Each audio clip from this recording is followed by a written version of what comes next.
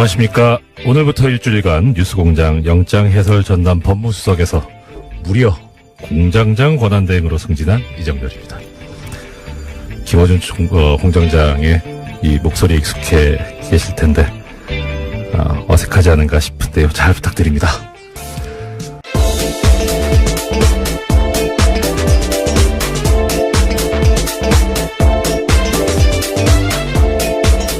어서 오십시오. 사인의 김은지입니다. 안녕하세요. 아이고, 그래서 여기 터줏대감이신데.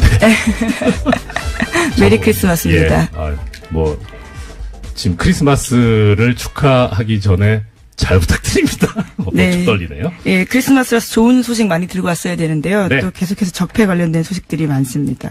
예, 부탁드립니다. 첫 번째 소식 어떤 소식입니까? 네, 다스는 누구 겁니까? 라는 질문 뉴스공장에서 아주 오랫동안 던졌었는데요. 이 질문이 점점 답을 향해 달려가는 모양새입니다. 네. 지금까지 BBK와 다스 관련 검찰 수사가 4번에 걸쳐서 이뤄졌지만요. 네. 계속해서 내놓은 결론은 봐주기다라는 의심을 사고 있었는데요. 이번에는 검찰이 2개의 수사팀을 동시에 투입해서 BBK와 다스를 겨누고 있습니다.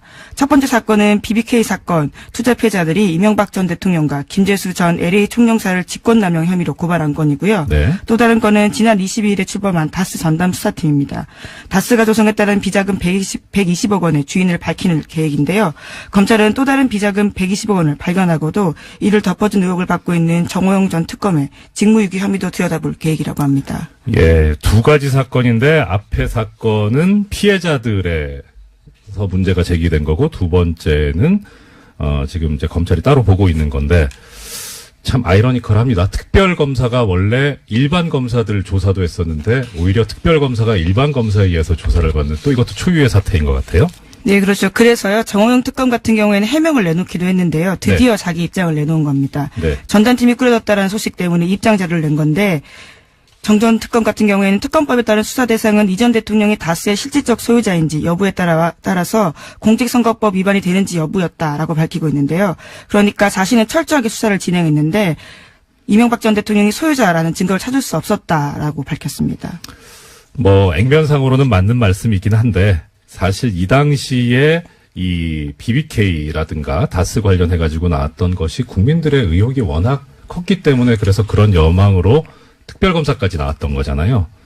그러면 국민들이 납득할 수 있고 국민들의 갈증을 풀어줄 수 있는 수사가 됐었어야 하는데 액면상으로 지금 정호영 특검 쪽에서 하시는 말씀이 맞다고 하더라도 국민들의 기대는 너무 못 미친 그런 네. 결과가 아니었나 싶습니다. 게다가 내부자들 증언들이 계속해서 나오고 있는데요. 당시에 수사 제대로 안 했다라는 것들은 네. 꽤 있기 때문에요. 그 당시에 정말 제대로 수사했는지에 대해서 의문이 남을 수밖에 없는 것 같습니다. 예, 그 내부자들이 이렇게 양심적으로 말씀해 주신 건 감사하긴 한데, 이명박 전 대통령 입장에서 보면, 사람 관리 좀 잘하시지 왜 이렇게 의리가 없을까요?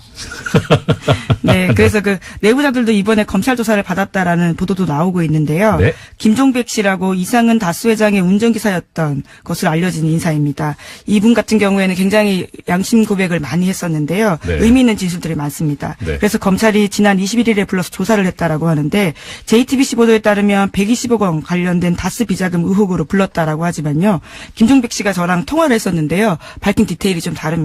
자신은 직권남용 혐의로 조사받았다라면서요. 그 혐의가 아니라 140억 관련된 거다라고 강조를 하시더라고요. 그리고 꽤 수사가 많이 되어 있고 그 검찰 수사의 아주 기본적인 자료들은 시사인 보도였다라는 이야기를 강조해달라고 하시더군요. 시사인의 김은지 기자님 보도였죠? 예, 저기 주진우 기자 보도이긴 했는데요. 같은 팀이시잖아요. 예, 그렇죠. 네, 예, 좋은 정통 시사주간지 시사인에서 보도했던 이 김종백 씨 사건 관련 기사 한번 또 찾아봤으면 좋겠습니다. 자, 예, 그 다음 소식은요? 예, 하나 더 전해드리면요. 네. 또 검찰이 공소시효를 좀 다르게 판단하고 있다라는 JTBC 보도도 있습니다.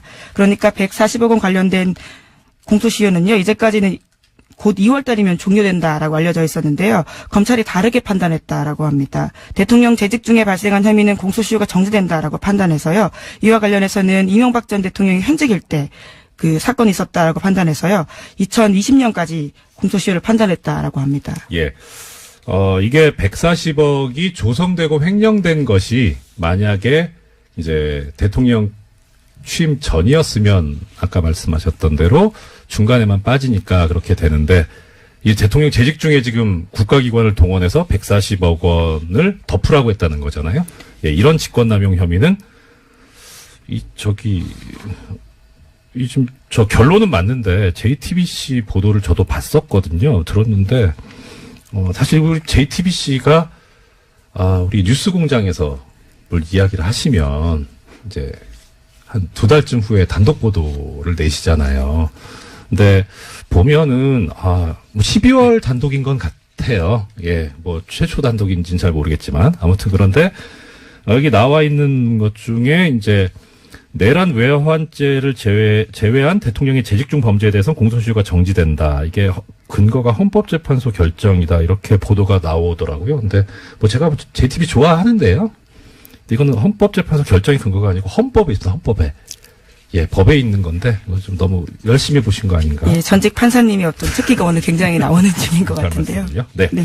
예, 아무튼 예, 일단 공소시효가 좀 여유가 생겼다. 그래서 지금 다스가 누구 것이냐라고 우리가 많이 문제를 제기하고 있고 또 플란다스의 계획까지 지금. 네, 그렇죠. 예, 이제 국민들이 차분하게 또 꾸준하게 나가고 있는 모습들이 결실을 향해서 가고 있다라고 하는 아까 김은지 기자님 말씀이 좀 가슴에 와닿습니다. 예, 다음 소식은요? 네, 지난 22일 이원종 전 청와대 비서실장이 검찰에 소환돼서 조사를 받았습니다. 박근혜 정부에서 1억 5천만 원의 국정원 특수활동비를 받았다라고 자백했다라는 건데요. 이 전 실장은 특활비 수수 내역은 물론이고요. 사용처까지 자세히 적힌 자술서를 들고 검찰에 냈다라고 합니다. 이원종 전 실장 같은 경우엔 재임 기간이 지난해 5월부터 10월까지인데요. 이 전 실장은 취임 직후부터 석 달 동안 매달 5천만 원씩 모두 1억 5천만 원의 국정원 특수활동비를 받았다라고 합니다. 그리고 나서는 국정농단 의혹이 불거지자 이 전 실장은 급하게 일을 중단시켰다라고 하는데요. 검찰은 이 전 실장의 구체적인 진술을 토대로 이번 주로 예정된 구치소 방문 조사에서 박근혜 전 대통령을 상대로 관련된 의혹을 집중 추궁할 계획이라고 합니다. 이것도 아까랑 비슷한 맥락인데 왜 이렇게 의리가 없을까요? 참. 아니 뭐 범행을 숨기는 게 의리는 아니겠지만 그래도 뭐 이렇게 사용처까지 자세히 적힌 자술서까지 낼 정도면 이 평소에 인맥 관리, 그 부하 직원 관리를 어떻게 한 건지 좀 예, 어느 뭐로 보나 문제가 있었던 시기가 아닌가 싶고요. 네, 박근혜 전 대통령 같은 경우에는 탄핵 심판 내내 단 한 푼도 사적으로 쓴 돈 없다, 그런 돈 없다라고 주장했었는데요. 이런 네. 돈이 너무 끝없이 나오고 있기 때문에 좀 당황스럽습니다. 어떻게 보면 죄송합니다. 어떻게 보면 그 왕년에 김기춘 전 비서실장이 국회에서 나왔던 이야기가 생각이 나더라고요. 대통령의 모든 생활이 다 공적이다. 그래서 관저에서도 업무를 본다. 네, 그러니까, 7시간 관련된 해명 때 그렇게 이야기했었죠. 예, 그렇죠. 그러니까 본인은 사적으로 쓴 돈이 없다라고 하는 건 사적으로 쓰는 것도 다 공적인 활동이기 때문에 그래서 그렇게 말씀하신 거 아닌가. 아주 이런 그 창의적인 아이디어는 우리 법정에서 변론을 하시는 변호사님들이 반드시 배워야 한다는. 네, 정말 창의적입니다. 네, 하지만 이게 해외 활동 특수 공작비들이었잖아요. 정말 네, 결과적으로 그렇죠. 이런 식으로 국가 안보에도 영향을 미쳤던 보수 세력이라고 하는 것들에 대해서요. 다시금 생각할 수밖에 없는 것 같습니다. 그 얼마 전에 저희 사는 동네가 제가 구체적으로 밝힐 수는 없고 서초구 쪽인데 거기 이제 뭐 동네에 이제 친분 있는 분들 상당히 그 많이 이야기들 하세요. 그분은 이제 평생 1번만 찍어 오신 분들, 소위. 근데 그분들이 이야기하신 게 그거예요. 그분들이 상당히 중요하게 생각하는 가치가 교양, 품위, 이런 거거든요. 뭐 협동, 근면, 성실. 그런데 이 전 정부에 이거 보면 교양과 품위하고 너무 동떨어져 있으니까. 그렇죠. 그런 거에 실망을 해서 그래서 사실 그분들이 하시는 말씀이 그거예요. 어디 가서 이 사람들을 보수 세력이라고 하지 마라. 진짜 보수는 우린데 정말 부끄럽다. 이런 말씀을 하시더라고요. 그래서 저는 잘은 모르겠는데 한번 기회가 있으면은 전달해 보겠다고 그렇게 말씀드렸었는데 오늘 전달할 기회가 생겼네요. 네. 예, 그 다음 소식은요? 네, 이른바 성완종 리스트로 재판을 받은 홍준표 자유한국당 대표와 이완구 전 국무총리의 무죄가 확정됐습니다. 지난주 금요일이었는데요. 고 전 성완종 회장의 자원외교 관련 수사를 받다가 영장심사 하루 전에 이른바 성완종 리스트를 남기고 목숨을 끊은 지 2년 반 만입니다. 대법원 판단인데 두 사람은 모두 1심에서는 유죄가 인정됐습니다. 각각 징역 1년 6개월과 징역 8월에 집행유예 2년을 선고받은 바가 있는데요. 그런데 2심에서 뒤집어졌습니다. 나란히 무죄를 받았었는데요. 법원의 판단은 좀 달랐습니다. 홍준표 대표 같은 경우에는 금품 전단자로 지목됐던 윤 씨의 진술에 일관성이 없다라고 판단을 했었고요. 이완구 전 총리 같은 경우에는 성완종 전 회장의 언론 인터뷰 녹취록에 대해서 증거 능력 없다라고 판단을 했습니다. 그에 대해서 대법원이 똑같은 판단을 하게 된 건데요. 그렇기 때문에 당초에 성완종 리스트에서 8명이 이름을 올렸는데 형사처벌 받은 사람은 한 명도 없게 된 겁니다. 예, 결과적으로 안타까운 죽음이 있었고 거기에 대해서 밝혀진 게 없는 그런 결과가 돼버렸는데. 네, 돈은 준 사람이 있다라는 건데요. 받은 사람은 없다라는 결론이 된 거죠. 그렇죠. 이게 참 법 관련 종사하는 사람으로서 이런 경우에 설명드리기가 상당히 난감하기는 해요. 그러니까 우리 지금 법제상 이 형사처벌을 받으려면 엄격한 증명을 해야 된다. 그래서 상당히 이 증거를 좀 세게 요구를 합니다. 그러니까 많이 들어보셨을 겁니다. 심증은 가는데 물증이 없다라는 경우가 이런 경우죠. 더더군다나 지금 좀 어려운 이야기인데 이제 증거 능력이 없다. 이게 증거 능력이라고 하는 게 사실 좀 쉽게 말하면 증거가 될 수 있는 자격. 인 거예요. 그러니까 아무리 그게 믿을만한 증거라도 증거가 될 수 있는 자격이 없으면 애시당초 증거의 대상에서 배제시켜 버리거든요. 예를 들어서 고문으로 자백을 받았다 하면 그 자백 내용이 사실과 맞아도 일단 고문을 했으니까 이건 증거로서 애시당초 고려하면 안 된다라는 그런 뜻인데 지금 여기서 왜 문제가 됐냐면은 사실 길게 말씀드리고 싶은 사건은 아닌데 이것만 알아두셨으면 싶습니다. 그러니까 성완종 전 회장의 이 말이 담긴 녹음 파일, 녹취록이 이게 경향신문 기자님하고 그렇죠. 통화를 했었잖아요. 인터뷰. 그리고 메모도 있었습니다. 메모도 있었죠. 그런데 이게 원칙적으로 이렇게 어떤 사람이 범죄 혐의에 관련된 글을 쓰거나 말을 하게 되면 그것은 법정에서 꼭 제출이 돼야 되고 그다음에 그것에 의해서 피해를 받는 사람이 반대 신문을 할 수 있는 권리가 보장이 돼야 되거든요. 방어권이 보장이 돼야 되는데 문제는 이제 이분이 돌아가셨잖아요. 그러니까 법정에 나오실 수가 없어요. 그래서 반대 신문이 안 되잖아요. 근데 그렇다고 또 증거 능력을 없애야 되느냐? 또 예외를 법에서 두고 있는데 특별히 신빙할 수 있는 상태에서 작성된 거라면 증거 능력이 있다는 겁니다. 증거될 수 있는 자격. 스스로 목숨을 끊을 정도로 강한 압박을 받으면서 한 진술이다. 이런 건가요? 그러니까 그게 이제 우리 같은 일반인 입장에서는 그렇죠. 얼마나 억울하겠어. 판사님은 억울하니까. 일반인은 아니시잖아요. 지금은 일반인. 지금도 판사도 아니고. 네. 그러니까 얼마나 억울하면 죽겠어. 그러니까 그렇게 죽음을 앞두고 한 얘기인데 얼마나 신빙성이 있어. 네, 보통 그렇게 생각하죠. 그렇죠. 네. 그런데 이게 법에서 요구하는 게 특별히 신빙할 수 있는 상태라는 거는 판례에 의하면 이렇게 되어 있습니다. 거의 허위일 가능성이 없고 임의로 얘기했을 그런 합리적인 의심이 안 드는 그런 정도까지 원한다는 거예요. 왜냐하면 반대 신문을 안 하기 때문에. 그래서 상당히 엄격합니다. 그래서 좀 죄송합니다.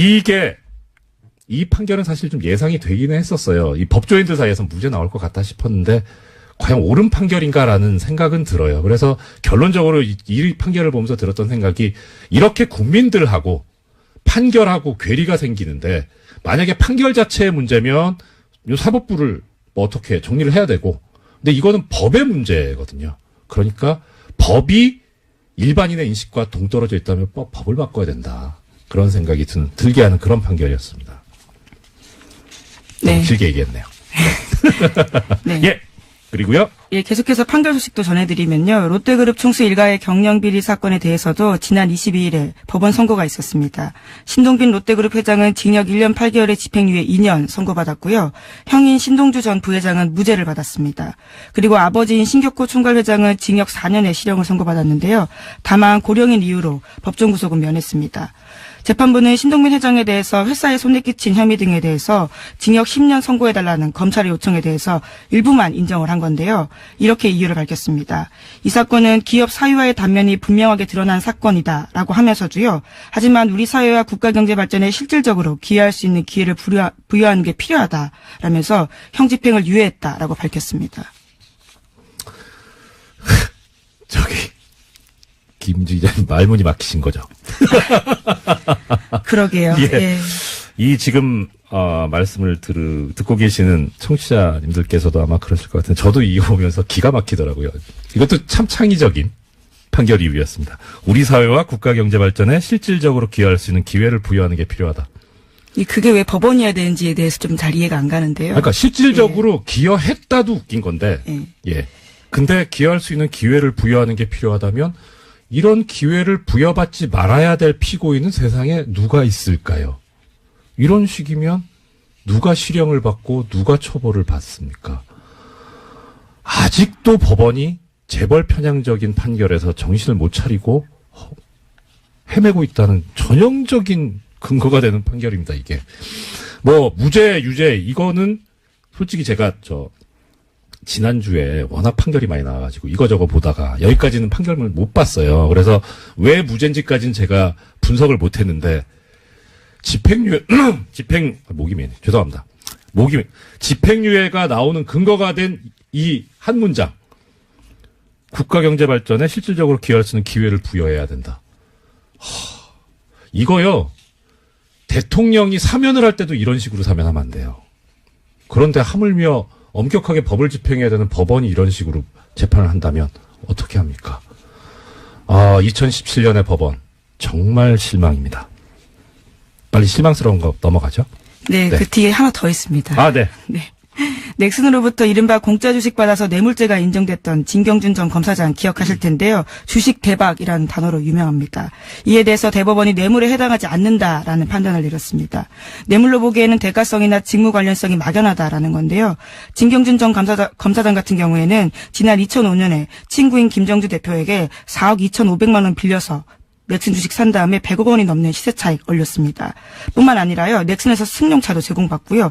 가족여행, 하와이 같은 데를 가는데요. 경비까지 받은 혐의가 포함됐습니다. 하지만 1심에서는 대가성이 없다라고 판단했지만요. 2심에서는 뇌물 혐의 있다라면서 징역 7년 선고했거든요. 근데 이를 다시 대법원이 뒤집은 겁니다. 예, 이것도 일반인의 생각과 법이 괴리가 있는. 네, 친구 사이라면 돈을 이렇게 줘도 되는 건가라는 생각이 들게 되죠. 그렇죠. 그런 말씀 많이 하시더라고요. 그래서 참 화 많이 나시죠. 근데 이게 해보면 법이 너무 엄격하게 돼 있어서, 그러니까 적어도 어느 정도 관련성이 있어야 된다는 게 법이랑 지금 판례가 지금까지 요구해 왔던 거거든요. 그래서 좀 이것도 어느 정도 좀 1심 판결의 무게가 실리지 않을까라는 생각을 했는데, 걱정은 항상 현실이 된다고 그것도 그렇게 됐어요. 근데 저는 여기서 좀 신경 써야 될 부분이 이거라고 생각합니다. 그러니까 지금 쉽게 말하면 이 진경준 전 검사장 사건, 물론 이제 이게 다시 파기돼서, 환송이 됐는데, 거기서 또 어떤 다른 증거가 나오고 다른 법리가 나와서 유죄가 될지는 모르겠어요. 뭐 그것까지는 지금 예단할 수는 없는데, 문제는 이 사건에 지금 현재까지 나타나 있는 본질은 그겁니다. 그러니까 쉽게 말해서 보험 드는 거 있잖아요. 그렇죠. 예. 예. 그러니까 언제 내가 무슨 일을 당할지 모르니까 보험을 드는 그런 차원에서 돈을 줬다. 예. 시체물을 먹인다. 예. 네. 또 빠다칠한다. 뭐 이런 표현도 쓰는데 하여튼 예. 그게 범죄가 뇌물죄가 안 돼요. 그래서 기억하시겠습니다. 벤스 검사 사건 있었습니다. 예, 그렇죠. 그래서 반성적으로 나온 얘기게 소위 김영란법이에요. 그때 사랑의 징표다 뭐 이런 이야기를 했었었죠. 기가 찼죠. 예. 네, 사랑도 참 비싸게 해요. 그건 그렇고. 그래서 우리가 이 판결에서 생각해봐야 될 부분은 김영란법을 지켜야 된다라는 거죠. 네, 관련해서 재미있는 기사가 하나 있더라고요. 좀 오래된 기사긴 한데 12월 7일자 더 PR이라는 매체에서 나온 기사입니다. 저 처음 봐요. 네, 김영란법 시행으로 맡겼던 민간기업 언론재단의 기자 해외 연수 사업이 재개될 가능성이 열렸다라는 내용인데요. 예. 관련해서는 이제 완화 조치로 해석될 수 있어서 관계부처가 어떻게 할지 보인다라는 건데요. 예. 그 최근에 윤영찬 국민소통수석이 청와대 출입기자단 송년회 자리에서 이와 관련된 이야기를 밝혔다라고 합니다. 예. 이게 참 재밌습니다. 국민소통수석이 청와대 출입기자단 송년회 자리에서 뭐라고 얘기를 했냐면, 언론인 해외 연수가, 이 김영란법에 저촉되지 않는다라는 유권 해석을 국민권익위원장으로부터 받았다라는 얘기를 합니다. 왜 거기서 얘기를 합니까? 하여튼 뭐 그건 또 다른 문제고, 재밌는 건 이겁니다. 언론인들께서 해외 연수를 가는데요. 공익재단의 비용으로 가요. 그 공익재단이 뭐냐면 삼성언론재단, LG상남재단 뭐 이렇습니다. 이게 지금 김영란법 때문에 막혀 있었어요, 작년에. 그래서 아무도 못 갔습니다. 그걸 지금 풀어달라는 거죠. 그러니까 쉽게 말하면 대기업 돈으로 유학을 보내달라는 얘기인 겁니다. 그래서 한번 찾아봤어요, 제가. 궁금해가지고 어제. 삼성언론재단 홈페이지를 들어가 봤는데요. 거기에 보면 이렇게 언론인들이 해외 연수를 가는 조건이 있습니다. 요건. 신청 자격, 소속사 대표의 추천을 받은 언론인, 1미디어그룹 1인 추천 이렇게 돼 있고요. 그 다음에 기간은 1년입니다. 뭘 지원하느냐. 체재비로 월 3,500달러, 미국 달러입니다. 학비로 연 10,000달러, 본인 왕복 항공료 이렇게 지원을 합니다. 그렇게 해서 해마다 한 15분 정도 갔던 것 같아요. 명단도 쭉 있던데요, 보니까. 유수한 언론사들입니다. MBC, 16년, 재작년을 기준으로, MBC, 한국경제, 조선일보, JTBC, 아시아경제, 머니투데이, YTN, 문화일보, 서울경제, 한겨레신문, 매일경제, 한국일보, 동아일보, KBS, CBS. 시사인은 없네요. 네, 없네요.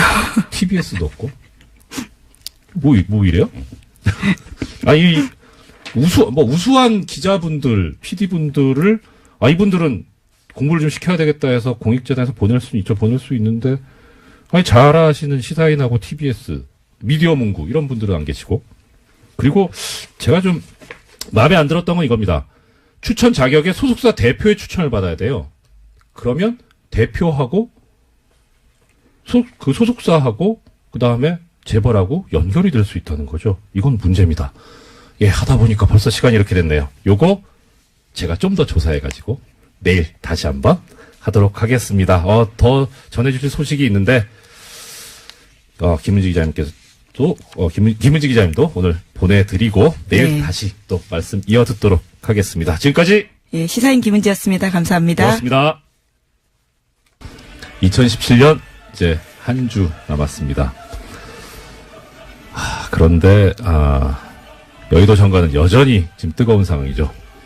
연말 전국 혼란 상황을 짚어보고 2018년 새해 전국을 전망해보는 시간을 갖도록 하겠습니다. 전문가 두 분을 모셨습니다. 박시영 윈지코리아 부대표님, 그리고 배종찬 리서치 본부장님 모셨습니다. 어서 오십시오. 네, 반갑습니다. 메리 크리스마스. 좀 전에 우리 MB 각하님의 말씀을 들었는데, 네. 갑자기 크리스마스가 좀 더 경건해지는 느낌. 저만 그런지 모르겠습니다. 네, 이 정도 하고요.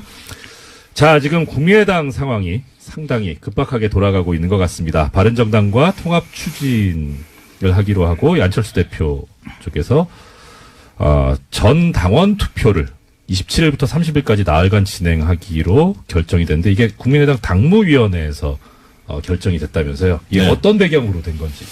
당무회의는 이제 그 당 대표가 대개는 이제 보직들을 임명하지 않습니까? 각 네네. 당에. 네. 그렇기 때문에 이제 대표하고 가까운 분들이 당무위원회 위원으로 많이 구성이 됩니다. 그러다 보니까 이제 70여 명 정도 당무위원 정족수가 있는데 48명이 투표를 해서 45명이 찬성을 해서 인터넷 지금 전 당원 투표를 발의하기로 네네. 이렇게 이제 결정을 내린 거죠. 네. 뉘앙스가, 대표가 결정했는데 대표가 주는 보직에 있는 분들만 하신다면. 그러니까 주로는 그렇습니다. 주로요? 예. 또 다른 의미도 있는 것이 네. 이 여론을 살펴보면 지금 국민의당 지지율이 매우 낮거든요. 예. 뭔가 변화는 있어야 된다라는 것도 또 당무위원들도 공감할 수밖에는 없었을 것으로 보여지고, 이것이 네네. 또 전 당원 투표를 해야 되는 것은 통합을 하는 것은 그만큼 중요한 이슈가 될 수밖에 없거든요. 그렇다면 적어도 당 대표가 의중을 가지고 있고 의향을 가지고 있다면 전 당원들을 대상으로 물어는 봐야 된다라는 것도 고려가 된 것으로 보여집니다. 아, 예. 그런데 저는 이런 질문을 한번 드려보겠습니다. 저는 뭐 관심 있는 게 이제 법규, 법조문 이런 거라 네. 국민의당 당원 당규를 봤는데요. 예. 이 통합에 관한 거는 전당대회를 거치게 그렇게 돼 있더라고요. 네, 그렇죠. 그래서 그럼 이 전 당원 투표하고 전당대회하고의 관계는 어떻게 되는 거죠? 직접적 관계는 사실 없습니다. 그러니까 전당대에서 당 해산과 관련된 통합과 네. 관련된 것은 의결하게 돼 있는데 지금 갑자기 전 당원 투표를 제기한 배경에는 전당대에서 우위를 점하려는 안철수 대표의 어떤 합당에 대한 추인을 받고자 하는 정치적 행위죠. 명분을 쌓기 위해서. 왜냐하면 전당원 투표를 붙이면 네. 아무래도 투표율이 굉장히 낮거든요. 과거에도 보면 한 20% 수준 정도일 텐데 네네. 그렇게 된다면 반대 측에서는 지지자들이 참여를 하지 않을 거고 지금 이미 그 반대파 의원들은 그렇게 종용을 하고 있고요.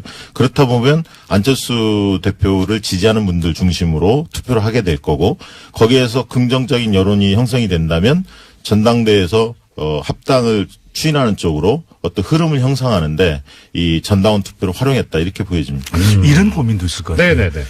이 전당원 투표가 아니라 전당대회를 하게 될 건 시간도 많이 걸리거든요. 예. 언제 그것을 하느냐. 예. 또 오랜 시간 동안 통합 문제를 다루다 보면 또 당내 갈등이 불거질 수가 있거든요. 그러면 이것이 자칫 우리가 컨벤션 효과라고 해서 예.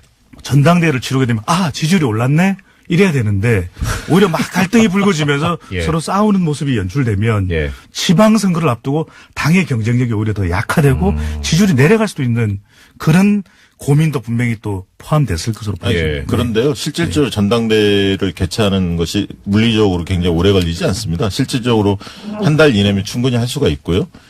지금 만약에 전당원 투표를 거친 다음에 1월 달엔 분명히 전당대회를 할 수밖에 없는 상황일 것 같고요. 의원총회에 안철수 대표가 참석하지 않고 기자회견을 한 다음에 바로 전당원 투표 이야기가 됐거든요. 이런 부분에서 어떤 꼼수다라고 주장하는 거죠. 왜냐하면 의원총회에서 좀 경론을 벌이더라도 논의를 네. 하고 그 상태 속에 당대표가 그러면 대표 당원이라고 얘기하는 보통 정당에서는 대의원이라고 얘기하는데 국민의당에서는 대표 당원이라고 지칭을 하고 있습니다. 이 대표 당원이 참여하는 전당대회에 묻자 이렇게 가는 게 맞는데 이제 그 의원총회에서 상당히 이제 반대 여론이 높다 보니까 높을 것으로 예상하고 전당원 투표라는 어떤 하나의 본인의 어떤 주장을 좀 더 대중적으로 확산시키기 위한 어떤 과정으로 전당원 투표를 들고 나온 게 아닌가 그렇게 또 하나 생각합니다. 꼭 말씀드리고 싶은 것이 지금 통합되고 난 이후에 정당의 경쟁력도 중요하거든요. 근데 이게 오랜 시간이 걸리기 때문에 상대가 있습니다. 그러니까 네. 국민의당은 국민의당대로 움직이겠지만 네. 바른정당이 국민의당이 너무 시간이 많이 걸리고 당내 진통을 겪는 모습을 보면 바른정당이 또 영향을 받을 수밖에 없는 어떤 영향이 있어요? 영향을 받게 되는 것이 네. 분명히 통합이라고 하는 것은 그 수준이 상당히 올라와 있어야 되거든요. 그렇죠. 그래야만 예. 통합에 대한 관심이 높아지면서 이 두 정당의 지지층을 중심으로 해서 더 확대되는 외연이 확대되면서 통합된 정당의 지지율이 올라갈 수 있는데 네네. 시간을 많이 끌면서 통합에 대한 에너지가 소진될 수 있는 것이죠. 우리도 왜냐하면 두 사람이 좋으면 좋다고 말을 해야 되는데 그렇죠. 시간이 너무 오래 걸리다 보면 약간 의심을 가지게 되거든요. 저 연애가 뭐가 문제가 있나? 매리하지 않은가? 뭐 이럴 수 있는 거죠. 그런 경험이 있으신가요? 아니 그런 건 아닙니다. 네. 말씀하신 대로 예. 배종찬 본부장 말씀하신 대로 이게 급작스럽게 좀 속도를 낸 이유는 사실은 바른정당 내에서 유승민 대표가 신임 대표로 당선된 이후로 12월까지 자유한국당이냐 아니면 국민의당이냐 이 통합에 대한 결말을 내겠다 이렇게 이제 의원들한테 약속한 바가 있기 때문에 네네. 뭔가 이제 국민의당의 안철수 대표의 입장에서는 뭔가 이제 12월 달에 흐름을 만들 수밖에 없는 그런 상황이 좀 몰렸던 측면도 있는 거죠. 네. 그 어느 보도를 보니까 통합을 했을 경우에 네. 죄송합니다.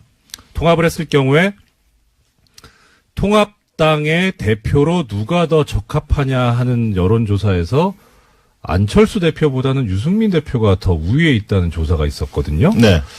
그런 조사가 있었던 마당에 그러면 안철수 대표 입장에서도 그렇게 쉽게 갈 수는 없을 것 같은데 그 부분에 관한 뭐 대책이랄까 그런 거에 대해서 또 거기서 나오는 게 있나요? 근데 우리 여론조사를 보면 네. 개인에 대한 영향력과 또 당 내에 예. 당 내의 당원들 네. 또 당 내의 의원들 또 당내 인사들의 영향력이 중요하거든요. 지금 당의 어떤 규모를 보면은 국민의당이 분명 바른정당보다 더 큰 상황인데 예, 그렇죠. 국민 여론이 네. 그렇게 나오는 것은 지난 대선 이후에 이 유승민 대표는 좀 그 개인의 영향력, 이미지를 그대로 유지하고 있는 반면에 안철수 대표가 지난 대선에서 직전 대선에서 이 거두었던 득표가 21%입니다. 네, 예. 유승민 이 대표의 경우에는 본인의 득표율과 비슷한 정당 지지율을 가져가고 있거든요. 네네. 그런데 안철수 대표는 그만큼 영향력이 떨어졌다는 것이죠. 그러다 보면 전반적인 국민 여론을 물어보게 될 경우에는 여기는 더불어민주당 지지층, 자유한국당 지지층까지 다 포함되다 보니까 네. 더불어민주당 지지층에서는 오히려 경쟁자로 분류될 수 있는 안 대표보다는 오히려 유승민 대표에 대해서 더 호의적일 수가 있다라는 것이거든요. 그런 이 전반적인 전체의 여론이 아니라 일단 통합되면 그래도 우리가 정치 세력이 더 클 것이다라고 하는 믿음, 이것이 또 안철수 대표 측에는 있을 것으로 보여지는 것이죠. 네. 이게 정치인들에 대한 평가 지점 중에 네네. 지지도 못지않게 중요한 게 호감도와 비호감도의 비율인데 지금 안철수 대표의 경우에는 그 사실 뭐 안철수 대표만 그런 건 아니지만 예. 지금 정당 대표들 중에서 몇 분이 호감도에 비해서 비호감도가 2배 이상 높은 분들이 몇 분 있습니다. 실명을 거론하지는 않겠지만 그 중에 한 분이 안철수 대표도 포함된다고 저는 보고 있고요. 그런 측면에서 거부감 정서가 상대적으로 적은 유승민 대표가 이 통합이 됐을 때 통합정당 합당이 됐을 때 그 신생정당의 대표로서 거부감이 좀 더 적은 게 아닌가 그런 생각이 듭니다. 청취자 여러분들께서 오해를 하실지 모르겠는데 이 두 분께서는 제가 지금 답변하시는 표정을 보고 있으니까 유승민 대표한테 호감을 가지셔서 하시는 말씀 아닌 것 같습니다. 정말 전반적인 공정하게. 저희는 저희 여론조사에 기반해서 그러니까요. 이야기하는 예. 사람들이니까. 네, 그렇습니다. 자, 그러면 일단 좀 얘기가 약간 더 진행이 되기는 했는데 하나 궁금한 것이요. 지금 통합 반대파 쪽에서 이제 주장이 나오고 있습니다. 그 중에 제기되고 있는 주장이 뭐냐면 전 당원 투표의 참여율이 3분의 1을 넘겨야만 이게 유효하다. 당규에 그렇게 돼 있다라고 하는 주장을 하고 있거든요. 이거는 어떻게 받아들여야 되나요? 그러니까 실질적으로 저도 당원 당규를 봤는데 네. 뭐 여기 지금 저기 전 판사 출신이니까 더 잘 아시겠지만 이거 당원 당규는 저희 취급하지 않습니다. 그렇습니까? 네. 헌법 법률 이런 거 취급하는데. 보니까 이게 네. 전당원 투표의 규정이 좀 모호하게 돼 있더라고요, 사실은. 그러니까 3분의 1 이상이 투표에 참여했을 때 유효한다. 근데 그것은 투표 요구권이 있었을 때, 그러니까 당원들이 자발적으로 발의했을 때 3분의 1 정도가 투표를 해야 유효하다. 이렇게 이제 규정이 돼 있어서 통합을 추진하는 통합파에서는 이건 당무회의에서 의결해서 붙인 사항이니까 전당원 투표로 회부한 사안이기 때문에 3분의 1 규정에 해당되지 않는다. 이렇게 주장하고 있고요. 반대로 이제 박지원 등 반대파에서는 그 규정이 맞다. 이렇게 해서 이제 가처분 소송을 내겠다. 이렇게 네. 지금 나오는 상태죠. 뭐 쉽게 말하면은 그 밑에서 오는 예. 그 전당원 투표인 경우에는 3분의 1 요건이 필요한데 위에서 내려오는 그거는 필요 없다는 게 이제 지금 통합파들의 주장인 예, 거네요. 실제 내용을 보면 투표 요구권을 밑에서 올라오는 거는 규정이 명확히 돼 있는데 네. 당무회에서 이렇게 회부하는 것은 어떻게 한다는 규정이 명시는 안 돼 있어서 해석하기에 따라서 많이 논란을 벌일 것 같습니다. 이게 결국 참여율의 문제인데 우리가 네네. 여론조사도 얼마만큼 참여를 하느냐가 더 중요한 그렇죠. 문제일 수가 있거든요. 근데 네. 이제 통합파 쪽에서는 이렇게 생각을 하는 것이죠. 이것이 아주 중요한 현안인데 우리가 이 참여율을 명시할 일이냐. 오히려 당원들에게 전부 다의 물어는 본다. 근데 네. 결과적으로 대답하지 않는 사람은 어쩔 수 없는 것 아니냐. 네. 그렇다면 최대한 참여하는 사람들 중에서 찬반을 따져 물을 것이다. 이런 명분을 가지고 있는 것이고. 근데 반대파 쪽에서는 사례가 있거든요. 과거에도 보면은 당원들, 전 당원 숫자가 몇 명인데 적어도 3분의 1이 아니면 적은 숫자니까 이걸로서 어떻게 전 당원의 의견을 대표한다고 볼 수 있겠느냐. 또 한편으로는 통합 반대파에서는 전 당원 숫자로 기준으로 한다면 3분의 1을 넘기가 쉽지 않을 것이다. 네. 이런 또 그렇죠. 전망과 또 나름 전략적인 의미도 담겨 있는 것으로 그렇게 보여집니다.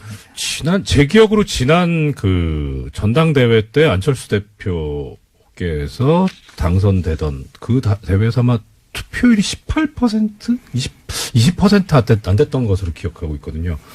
그럼 당선되는데도 그랬는데 이런 신임 투표인 경우에 이거 그러니까 3분의 1 넘기가 쉽지는 않을 것 쉽진 않죠. 같아요. 3분의 1은 못 넘을 거다라고 예측하는 사람들이 당내에서도 뭐 대다수인 것 같고요. 그러니까 아까 했던 기존에 이제 전당대회 같은 경우는 대표당원 흔히 얘기하는 대의원들이 참여하기 때문에 조금 더 참가율이 높지만 네. 이 전당원 투표의 경우에는 좀 더 낮습니다. 투표율 예. 자체가. 그래서 대략 20% 선에서 투표율이 되지 않을까 그렇게 예상들을 많이 하고 있습니다. 그래서 어떤 방식으로 하느냐도 궁금하실 텐데 참여율을 높이기 위한 일단 명분은 또 노력은 하고 있는 것이거든요. 27일, 28일은 이 중앙선관위에서 관리하는 온라인 K-보팅으로 진행을 하고 네. 또 29일, 30일은 29일, 30일은 온라인을 합니다. 네. 온라인이 아니라 ARS 예. 조사를 해서 31일 날 발표하는 걸로 그렇게 되어 있습니다.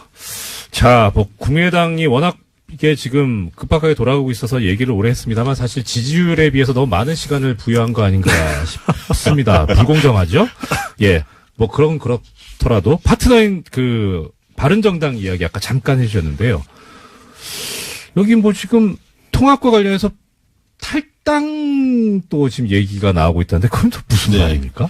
그러니까 바른정당의 지금 국회의원 숫자가 11명입니다. 네. 11명 중에 2명의 탈당설이 지금 나오고 있죠. 아. 예를 들면 언론에서 나오고 있지만 김세연, 네. 부산 금정구, 네. 그다음에 지금 인천 서구 쪽에 있는 이학재 네. 두 의원이 탈당할 가능성이 높다. 이렇게 좀 전망치가 나오고 있고 남경필 지사하고 원희룡 지사 두 분을 또 현역 단체장으로 갖고 있는데 광역단체장 두 분인데 남경필 지사의 경우에도 1월 내에 탈당하고 한국당으로 복당할 가능성이 높다. 이렇게 좀 전망이 나오고 있고 실제 그런 분위기가 감지되고 있습니다. 아, 그렇습니까? 예, 그리고 원희룡 지사의 경우에도 통합에는 찬성하지 않고 국민의당 통합에는 합류하지 않고 네. 무소속으로 나가든가 뭐 한국당으로 가든가 왜냐하면 이제 제주도 같은 경우는 무소속으로도 충분히 그 승부를 볼 수 있는 데거든요. 인물이 무소속이 많이 됐었죠. 많이 됐었으니까요. 이제 그런 차이는 있고 또 오세훈 전 의원의 경우에도 국민의당과의 통합 대열에는 합류하지 않을 그런 어떤 전망이 예상되고 있기 때문에 실질적으로 바른정당의 전력에 거의 절반 정도가 이탈한다. 이렇게 보여집니다. 그러면 이게 무슨 영향을 미치냐면 네. 이 1월 한 15일에서 25일 사이에 국민의당이 결국 전당대회를 할 가능성이 높은데요. 왜냐하면 지금 상태로 봉합은 불가능합니다. 결국 전당대회에서 진검승부를 겨룰 수밖에 없는 상황인데 이 바른정당의 이 연초의 흐름이 국민의당 전당대회에 영향을 미칠 가능성이 상당히 크죠. 오히려 바른정당의 절반 정도가 이탈한다고 친다면 왜냐하면 배지들이야 11명 중에 2명이 나가지만 거물급인 그 오세훈 예. 남경필 원희룡은 상당히 중요한 인물이란 말이죠. 영향 크게 미친단 말이죠. 그분들이 만약 이탈한다면 이제 국민의당 중립지대에 있는 분들, 네네. 그러니까 통합파도 아니고 반대파도 아니고 유보층에 있는 분들의 표심이 예. 그럴 바엔 왜 합치지?라는 목소리가 상당히 높아질 가능성이 있습니다. 저 같아도 그럴 것 같아요. 그게 목소리와 힘이 필요한데, 몸집이 필요한데, 안 계신다면.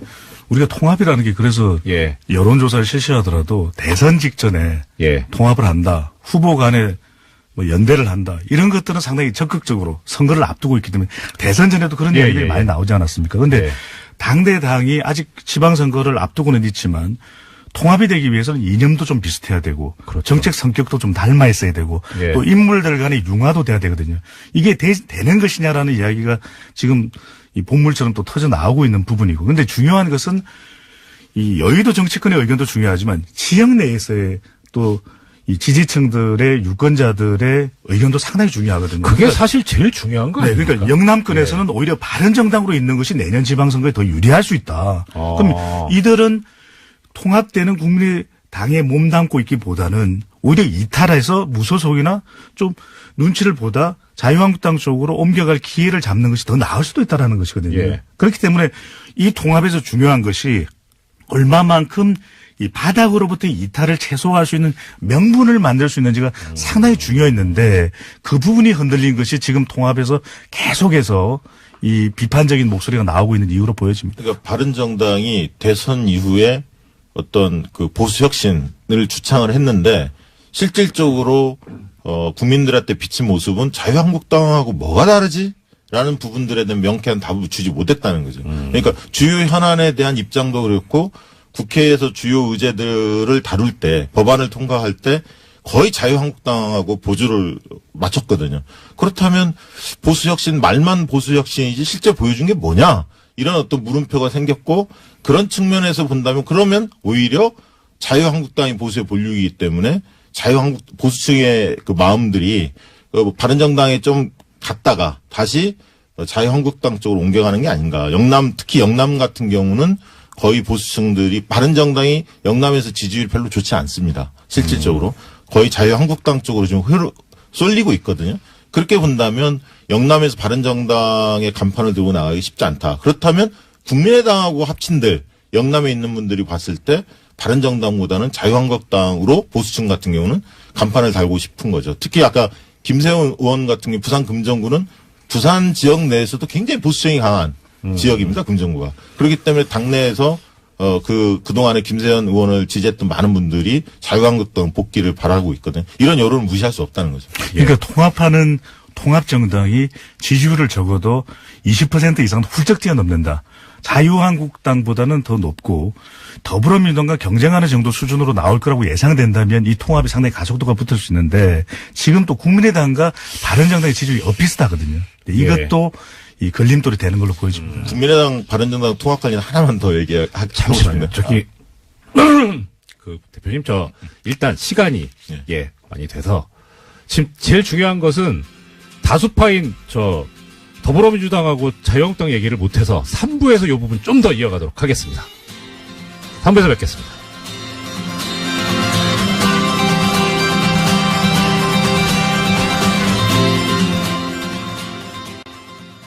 생각할 수밖에 없는 것 같습니다. 얼마 전에 저희 사는 동네가 제가 구체적으로 밝힐 수는 없고 서초구 쪽인데 거기 이제 동네에 이제 친분 있는 분들 상당히 많이 이야기들 하세요. 그분은 이제 평생 1번만 찍어 오신 분들, 소위. 근데 그분들이 이야기하신 게 그거예요. 그분들이 상당히 중요하게 생각하는 가치가 교양, 품위, 이런 거거든요. 협동, 근면, 성실. 그런데 이 전 정부에 보면 교양과 품위하고는 너무 동떨어져 있으니까. 그렇죠. 그런 거에 실망을 해서 그래서 사실 그분들이 하시는 말씀이 그거예요. 어디 가서 이 사람들을 보수 세력이라고 하지 마라. 진짜 보수는 우린데 정말 부끄럽다. 이런 말씀을 하시더라고요. 그래서 저는 잘은 모르겠는데 한번 기회가 있으면은 전달해 보겠다고 그렇게 말씀드렸었는데 오늘 전달할 기회가 생겼네요. 네. 예, 그 다음 소식은요? 네, 이른바 성완종 리스트로 재판을 받은 홍준표 자유한국당 대표와 이완구 전 국무총리의 무죄가 확정됐습니다. 지난주 금요일이었는데요. 고 전 성완종 회장의 자원외교 관련 수사를 받다가 영장심사 하루 전에 이른바 성완종 리스트를 남기고 목숨을 끊은 지 2년 반 만입니다. 대법원 판단인데 두 사람은 모두 1심에서는 유죄가 인정됐습니다. 각각 징역 1년 6개월과 징역 8월에 집행유예 2년을 선고받은 바가 있는데요. 그런데 2심에서 뒤집어졌습니다. 나란히 무죄를 받았었는데요. 법원의 판단은 좀 달랐습니다. 홍준표 대표 같은 경우에는 금품 전단자로 지목됐던 윤 씨의 진술에 일관성이 없다라고 판단을 했었고요. 이완구 전 총리 같은 경우에는 성완종 전 회장의 언론 인터뷰 녹취록에 대해서 증거 능력 없다라고 판단을 했습니다. 그에 대해서 대법원이 똑같은 판단을 하게 된 건데요. 그렇기 때문에 당초에 성완종 리스트에서 8명이 이름을 올렸는데 형사처벌 받은 사람은 한 명도 없게 된 겁니다. 예, 결과적으로 안타까운 죽음이 있었고 거기에 대해서 밝혀진 게 없는 그런 결과가 돼버렸는데 네, 돈은 준 사람이 있다라는 건데요. 받은 사람은 없다라는 결론이 된 거죠. 안녕하십니까. 오늘부터 일주일간 뉴스공장 영장해설 전담 법무수석에서 무려 공장장 권한대행으로 승진한 이정렬입니다. 김어준 공장장의 이 목소리에 익숙해 계실 텐데 어색하지 않은가 싶은데요. 잘 부탁드립니다.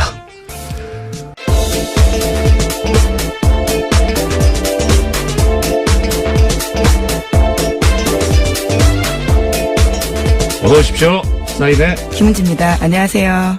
아이고, 여기 터줏대감이신데. 메리 크리스마스입니다. 지금 크리스마스를 축하하기 전에 잘 부탁드립니다. 네. 좀 떨리네요. 예, 크리스마스라서 좋은 소식 많이 들고 왔어야 되는데요. 네. 또 계속해서 적폐 관련된 소식들이 많습니다. 예, 부탁드립니다. 첫 번째 소식 어떤 소식입니까? 네, 다스는 누구 겁니까? 라는 질문 뉴스공장에서 아주 오랫동안 던졌었는데요. 이 질문이 점점 답을 향해 달려가는 모양새입니다. 네. 지금까지 BBK와 다스 관련 검찰 수사가 4번에 걸쳐서 이뤄졌지만요. 네. 계속해서 내놓은 결론은 봐주기다라는 의심을 사고 있었는데요. 이번에는 검찰이 2개의 수사팀을 동시에 투입해서 BBK와 다스를 겨누고 있습니다. 첫 번째 사건은 BBK 사건 투자 피해자들이 이명박 전 대통령과 김재수 전 LA 총영사를 직권남용 혐의로 고발한 건이고요. 네. 또 다른 건은 지난 22일에 출범한 다스 전담 수사팀입니다. 다스가 조성했다는 비자금 120억 원의 주인을 밝히는 계획인데요. 검찰은 또 다른 비자금 120억 원을 발견하고도 이를 덮어준 의혹을 받고 있는 정호영 전 특검의 직무유기 혐의도 들여다볼 계획이라고 합니다. 예, 2가지 사건인데 앞에 사건은 피해자들에서 문제가 제기된 거고 두 번째는 지금 이제 검찰이 따로 보고 있는 건데 참 아이러니컬합니다. 특별검사가 원래 일반 검사들 조사도 했었는데 오히려 특별검사가 일반 검사에 의해서 조사를 받는 또 이것도 초유의 사태인 것 같아요. 네, 그렇죠. 그래서요, 정호영 특검 같은 경우에는 해명을 내놓기도 했는데요. 드디어 자기 입장을 내놓은 겁니다. 네. 전담팀이 꾸려졌다는 소식 때문에 입장 자료를 낸 건데, 정 전 특검 같은 경우에는 특검법에 따른 수사 대상은 다음 소식은요?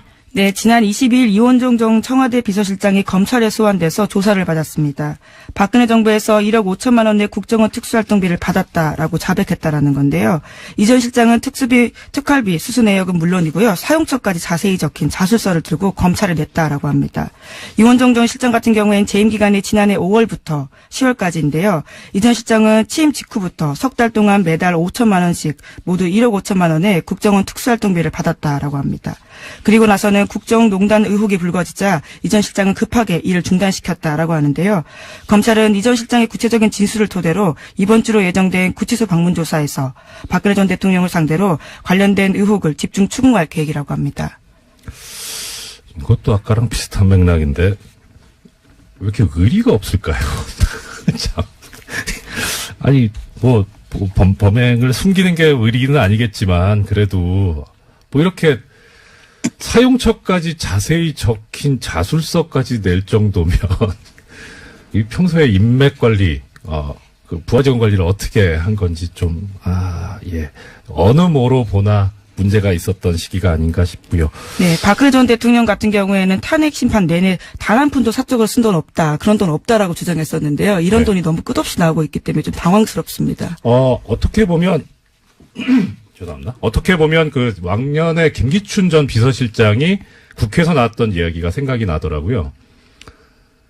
대통령의 모든 생활이 다 공적이다.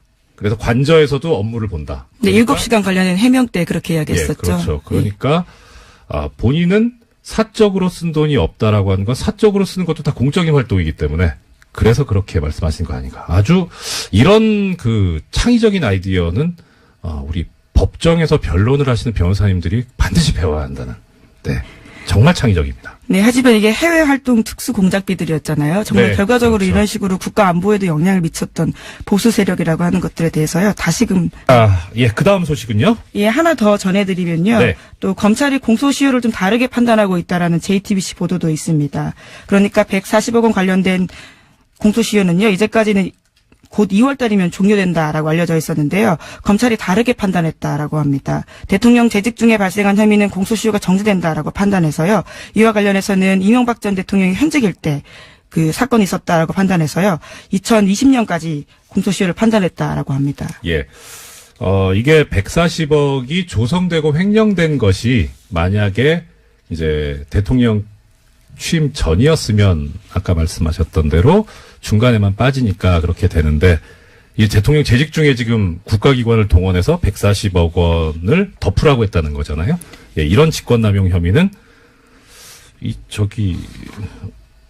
지금 저 결론은 맞는데 JTBC 보도를 저도 봤었거든요. 들었는데 사실 우리 JTBC가 우리 뉴스공장에서 뭘 이야기를 하시면 이제 한 2달쯤 후에 단독 보도를 내시잖아요.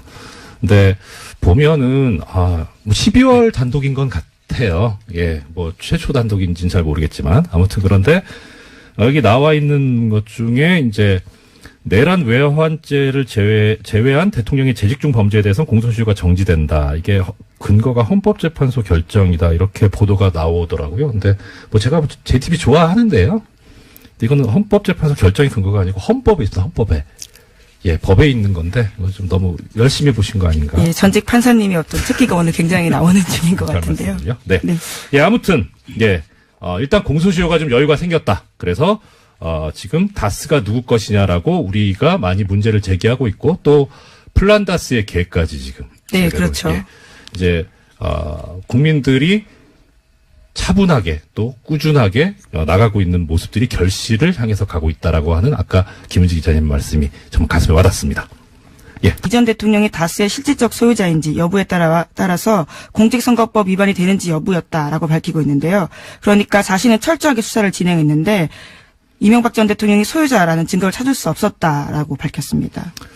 뭐 액면상으로는 맞는 말씀이긴 한데 사실 이 당시에 이 BBK라든가 다스 관련해 가지고 나왔던 것이 국민들의 의혹이 워낙 컸기 때문에 그래서 그런 여망으로 특별검사까지 나왔던 거잖아요. 그러면 국민들이 납득할 수 있고 국민들의 갈증을 풀어줄 수 있는 수사가 됐었어야 하는데 뭐 액면상으로 지금 이 정호영 특검 쪽에서 하시는 말씀이 맞다고 하더라도 국민들의 기대는 너무 못 미친 그런 네. 결과가 아니었나 싶습니다. 게다가 내부자들 증언들이 계속해서 나오고 있는데요. 당시에 수사 제대로 안 했다라는 것들은 네. 꽤 있기 때문에요. 그 당시에 정말 제대로 수사했는지에 대해서는 의문이 남을 수밖에 없는 것 같습니다. 예, 좀 그 내부자들이 이렇게 양심적으로 말씀해 주시는 건 감사하긴 한데 이명박 전 대통령 입장에서 보면 사람 관리 좀 잘하시지 왜 이렇게 의리가 없을까요? 네, 그래서 그 내부자들도 이번에 검찰 조사를 받았다라는 보도도 나오고 있는데요. 네. 김종백 씨라고 이상은 다스 회장의 운전기사였던 것으로 알려진 인사입니다. 이분 같은 경우에는 굉장히 양심 고백을 많이 했었는데요. 네. 의미 있는 진술들이 많습니다. 네. 그래서 검찰이 지난 21일에 불러서 조사를 했다라고 하는데 JTBC 보도에 따르면 120억 원 관련된 다스 비자금 의혹으로 불렀다라고 하지만요. 김종백 씨가 저랑 통화를 했었는데요. 밝힌 디테일이 좀 다릅니다. 자신은 직권남용 혐의로 조사받았다라면서요. 그 혐의가 아니라 140억 관련된 거다라고 강조를 하시더라고요. 그리고 꽤 수사가 많이 되어 있고 그 검찰 수사의 아주 기본적인 자료들은 시사인 보도였다라는 이야기를 강조해달라고 하시더군요. 시사인의 김은지 기자님 보도였죠? 아예 저기 주진우 기자 보도이긴 했는데요. 같은 팀이시잖아요. 예, 그렇죠. 네, 예, 좋은 정통 시사주간지 시사인에서 보도했던 이 김종백 씨 사건 관련 기사 한번 또 찾아봤으면 좋겠습니다.